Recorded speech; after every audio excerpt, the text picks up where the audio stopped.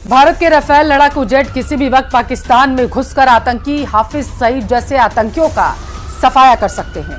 पाकिस्तान को जब से पता चला कि लश्कर-ए-तैयबा, जैश-ए-मोहम्मद जैसे आतंकी गुटों के अड्डे पर भारत भयानक हमला करने जा रहा है, उसके बाद से पूरे पाकिस्तान में कोहराम मच गया।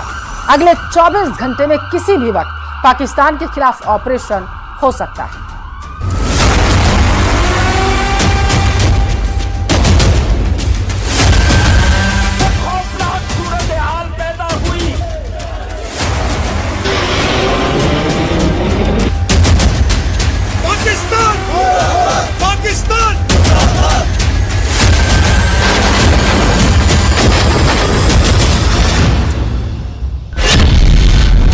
बंकर में छिपा हाफिज सईद, अमेरिका ने कहा मार दो। 22 अप्रैल को पहलगाम में हुआ पाकिस्तानी आतंकियों का हमला पाकिस्तान के लिए कोड़ में खाज की तरह साबित हो रहा है। भारत के इरादों को भांपते हुए अब अमेरिका के उपराष्ट्रपति जेडी वेंस ने खुलेआम एक इंटरव्यू में कहा कि भारत चुन चुन कर उन आतंकियों और उनके आकाओं को मारे जिन्होंने पहलगाम में 27 लोगों का नरसंहार किया। अमेरिका ने यहां तक कह दिया कि अगर भारत पाकिस्तान में घुसकर आतंकियों और उनके अड्डों का सफाया करता है तो पाकिस्तान को चाहिए कि वो भारत का साथ दे। ये हैरान करने वाले डेवलपमेंट पाकिस्तान की सरकार और पाकिस्तानी सेना के लिए नासूर साबित हो रहे हैं। अब खबर तो यहां तक आ रही है कि लश्कर-ए-तैयबा का चीफ हाफिज सईद अब पाकिस्तानी सेना और पाकिस्तान की खुफिया एजेंसी ISI ने सेना के इलाके में इसे छिपा दिया है ताकि वो किसी तरह की सर्जिकल स्ट्राइक में मारा ना जाए।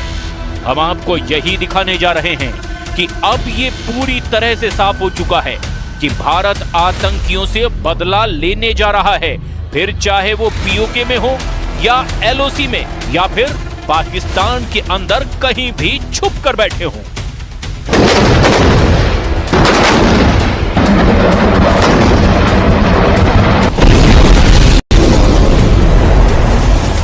बेशक पहलगाम हमले की जिम्मेदारी TRF ने ली हो, लेकिन इस हमले का पूरा प्लान पाकिस्तान में लश्कर के हेडक्वार्टर में बनाया गया। जो खबरें आ रही है उनके मुताबिक भारतीय सेना पाकिस्तान के खिलाफ तैयारियों में जुटी हुई है।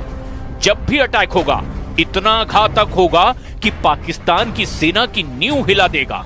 इसी बीच ये खबर भी सामने आ रही है कि 26/11 हमले के मास्टरमाइंड लश्कर-ए-तैयबा चीफ हाफिज सईद की सुरक्षा और बढ़ा दी गई है। पाकिस्तान की आर्मी से उसे 3 लेवल की सुरक्षा मिल रही है। ऐसे में बड़ा सवाल यह है कि आखिर हाफिज पाकिस्तान के लिए इतना अहम कैसे हो गया जो उसे इतनी कड़ी सुरक्षा मुहैया कराई जा रही है। दरअसल पाकिस्तान की सेना को यह डर सता रहा है कि पहलगाम हमले के बदले के रूप में भारत का टारगेट हाफिज सईद हो सकता है। पाकिस्तान को अब भारतीय हमले का खौफ, 1000 पाकिस्तानी मदरसे बंद। इस वक्त LOC से लेकर POK तक पाकिस्तानी सेना और आतंकी पूरी तरह से बौखलाए हुए हैं। हालात ये हैं कि पाकिस्तानी सेना की 10वीं कोर LOC पर सैकड़ों टैंक लेकर पहुंच चुकी है, जबकि पाकिस्तान के जैश-ए-मोहम्मद और लश्कर-ए-तैयबा जैसे आतंकी संगठनों ने अपने अड्डों को पूरी तरह से खाली कर दिया है। जो जानकारी मिल रही है उसके मुताबिक पाकिस्तान में 1000 मदरसे बंद हो चुके हैं। सूत्रों से मिली जानकारी के मुताबिक पाकिस्तान ने POK में अगले 10 दिनों के लिए सभी मदरसे और धार्मिक आयोजन बंद कर दिए हैं। POK में मौजूद 1000 पाकिस्तानी मदरसों को बंद कर दिया गया है। पाकिस्तानी अधिकारी खुद मानकर चल रहे हैं कि भारतीय सेना यहां पर हमला कर सकती है। न्यूज एजेंसी रॉयटर्स के मुताबिक पाकिस्तानी अधिकारी हाफिज नाजिर अहमद ने माना है कि मदरसों को अस्थायी रूप से बंद कर दिया गया है। हाफिज सईद अक्सर पाकिस्तान में खुलेआम भीड़ के बीच अपने काफिले के साथ निकलता था।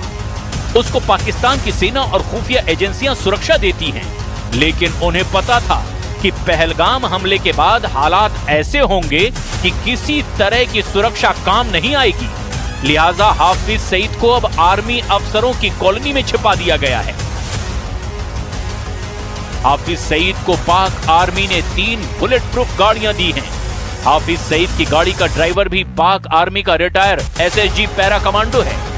हाफिज का ड्राइवर शॉटगन और AK-47 और किटी पिस्तौल से पूरी तरह लैस है।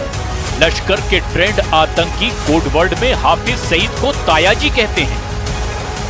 वो ये न समझ ले कि हमारे 27 नागरिकों का जान लेकर ये लड़ाई जीते हो।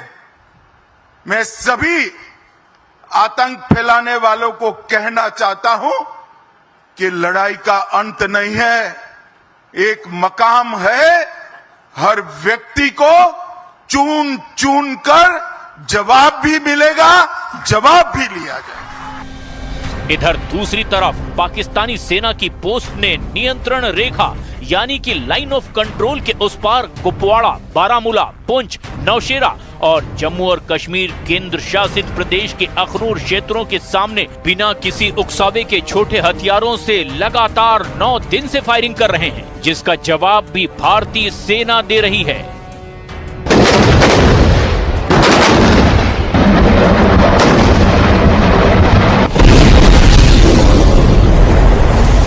इधर दूसरी तरफ पहलगाम में जांच एजेंसियां अपनी पूरी क्षमता से इस आतंकी हमले की जांच में जुटी हुई है।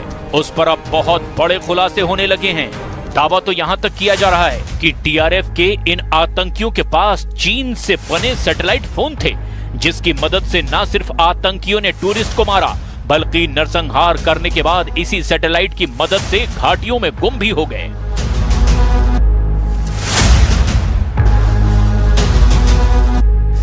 पहलगाम में हुए आतंकी हमले की जांच में कई खुलासे हुए हैं।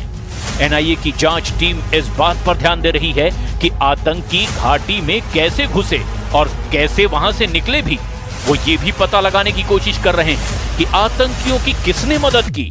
NIA सूत्रों के मुताबिक आतंकी पहलगाम में हमला करने के लिए ड्रोन से हमले की रणनीति बना रहे थे, लेकिन वहां पर बड़ी संख्या में स्थानीय लोगों की मौजूदगी थी और इसी वजह से ड्रोन से हमला करने की रणनीति को टाल दिया गया और फिर सैटेलाइट फोन का आतंकी लगातार इस्तेमाल करते रहे।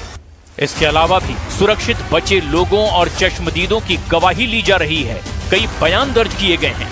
सूत्रों के मुताबिक NIA की टीम कुछ स्थानीय फोटोग्राफरों से भी पूछताछ कर रही है। उनके पास या उनके फोन में जो भी वीडियो या फोटोग्राफ हैं, उनको भी जुटाने का काम किया जा रहा है।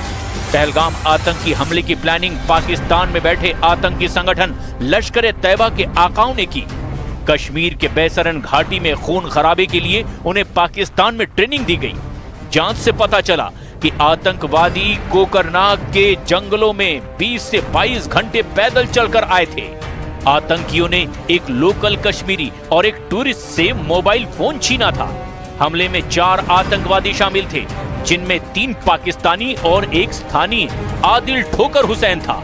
NIA के अधिकारी फॉरेंसिक एक्सपर्ट्स की मदद से पूरे बैसरन घाटी में सुरंग ढूंढ रहे हैं। जांच में पता चला कि आतंकियों ने AK-47 और M4 राइफल से गोली